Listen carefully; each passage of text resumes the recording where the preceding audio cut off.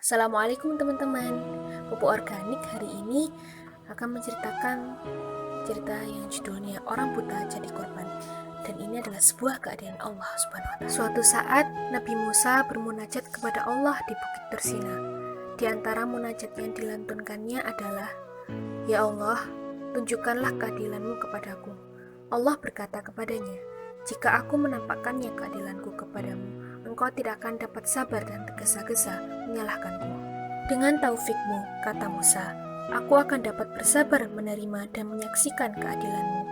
Allah berkata, "Kalau begitu, pergilah engkau ke mata air itu. Bersembunyilah engkau di dekatnya dan saksikan apa yang terjadi." Musa pergi ke mata air yang ditunjukkan kepadanya. Dia naik ke atas sebuah bukit dan bersembunyi. Tidak lama kemudian, datanglah seorang penunggang kuda.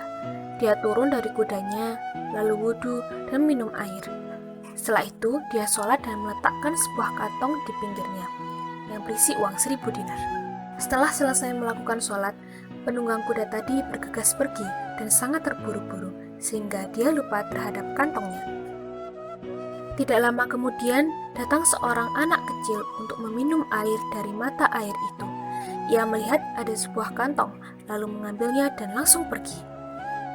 Setelah anak kecil pergi, datang seorang kakek buta. Ia mengambil air untuk diminum, lalu wudhu dan sholat.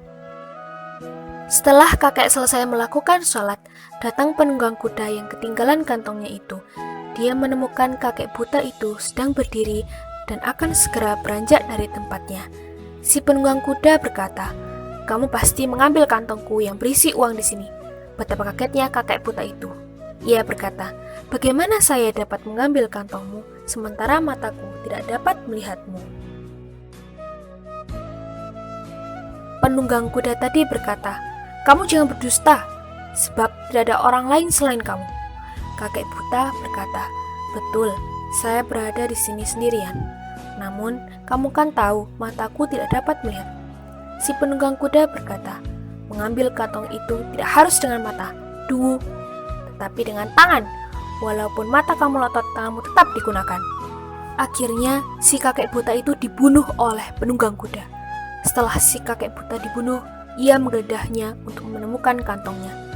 Namun, ia tidak menemukannya, maka ia pergi meninggalkan mayat kakek buta tersebut. Ketika Musa melihat kejadian tersebut, dia berkata, "Ya Tuhan, sungguh saya tidak sabar atas kejadian itu. Namun saya yakin Engkau sangat adil, kenapa kejadian mengenaskan itu bisa terjadi."